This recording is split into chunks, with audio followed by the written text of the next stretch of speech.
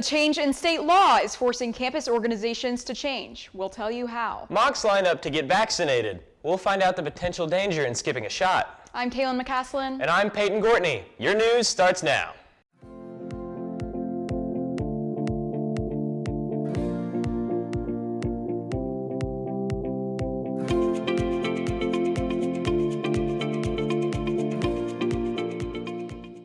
A major reorganization is taking place for UTC campus groups dedicated to supporting race, gender, or sexual orientation.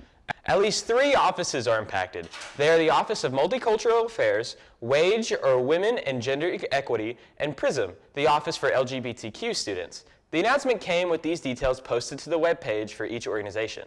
It says Tennessee recently enacted legislation prohibiting offices dedicated to students of a particular race, ethnicity, sex, or sexual orientation. That means a transition has to take place to comply with state law. Depend on Mocs News as we report on developments in this story.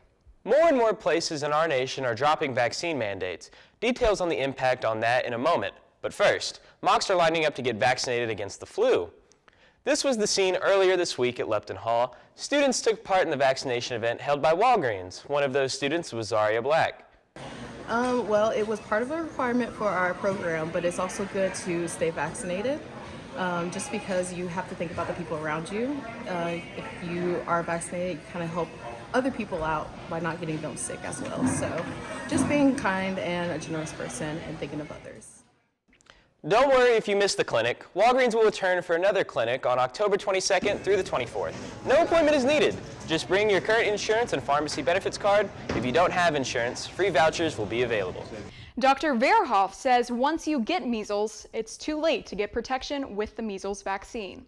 Vaccines are ways of stimulating the body's immune system, but without giving you the actual illness, so that if you do actually see that pathogen, that virus or that bacteria, your body says, oh, I know what to do with this. I can get rid of this. Now, the funny thing about measles is that when you get a measles infection, that virus actually infects the cells that are responsible for that memory. And so what that does is it wipes out your body's memory of having gotten prior infections. You get a measles infection, and then your body forgets. It forgets that you had a response to strep or that you had a response to chickenpox. And suddenly, you become susceptible to that infection.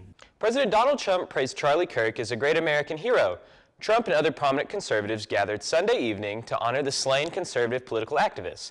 The memorial service for Kirk drew tens of thousands of mourners, including Vice President J.D. Vance and other senior administration officials, as well as young conservatives shaped by the 30-year-old firebrand. Kirk's assassination at a September 10th appearance on a Utah college campus has set off a fierce debate about violence, decency, and free speech. Jimmy Kimmel's late night show returned with an emotional monologue addressing the killing of Charlie Kirk.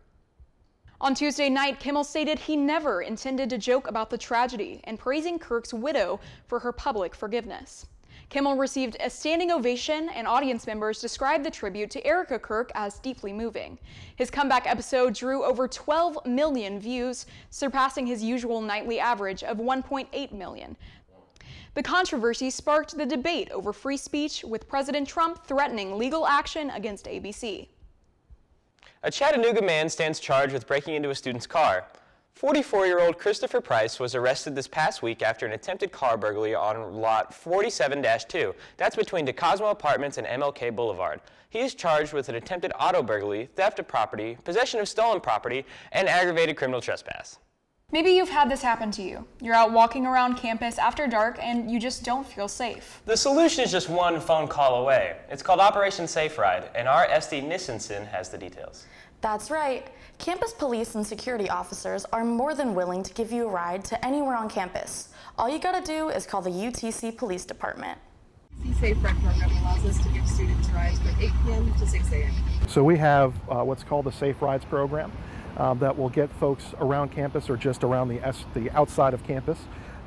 We hope to in the future expand it. Part of that's just funding and resources, right? But the goal of it is to make sure that if you don't feel comfortable especially at night, that there's folks available to help you. That could be on foot occasionally, right? So especially in the evening, as we have even more security officers out and about checking our housing facilities, they could be escorting you from, let's say, the library back to a residence hall or back to a parking lot. But oftentimes it's in a university vehicle, which is marked, or a university golf cart, or something similar to that. And again, the goal is just to make sure you get to your location safe. You know, the only disadvantage is that if something's going on, there may be a slight delay. We'll tell you to hang out where you're at until we can get someone free to come and help you.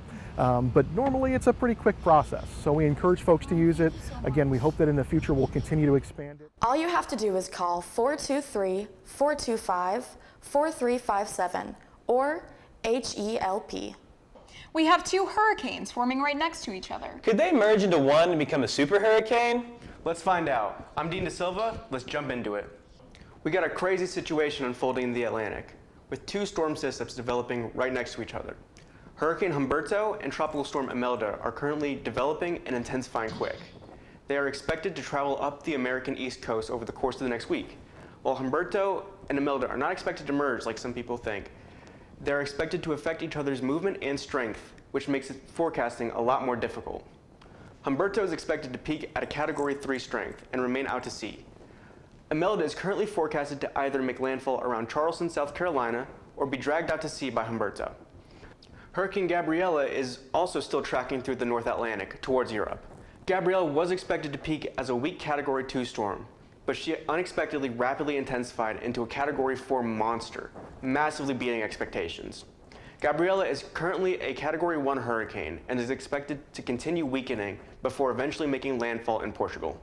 We can expect more scattered storms and rain throughout this weekend and next week, with highs consistently near 80 and lows around 60. Temperatures are expected to dip towards the end of the week. That's all the weather talk I have for y'all this week. World leaders gather to discuss global issues. This week, presidents, prime ministers, and monarchs gathered at the United Nations building in New York City to address a variety of issues, including the Israel-Palestine conflict and global drug smuggling notability. President Trump threatened to designate some Latin American cartels as terrorist organizations. On Tuesday, Trump remarked, quote, "To every terrorist thug smuggling poisonous drugs into the United States of America, please be warned that we will blow you out of existence." This comment did not come without backlash from other nations, and the path to ending global drug trafficking remains unclear. The high-level debate week will conclude on September 29th, with further meetings continuing through 2026. The Texans, ranked third in the FCS coaches poll, relied on big plays through the air and finished with 576 total yards.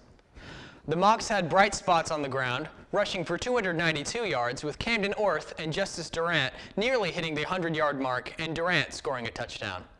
But Tarleton's offense and defense kept control from start to finish. Chattanooga now sits at 1-3 on the season and will look to regroup in the next week's matchup. Tennessee bounced back from last week's overtime loss to Georgia with a 56-24 total win over UAB.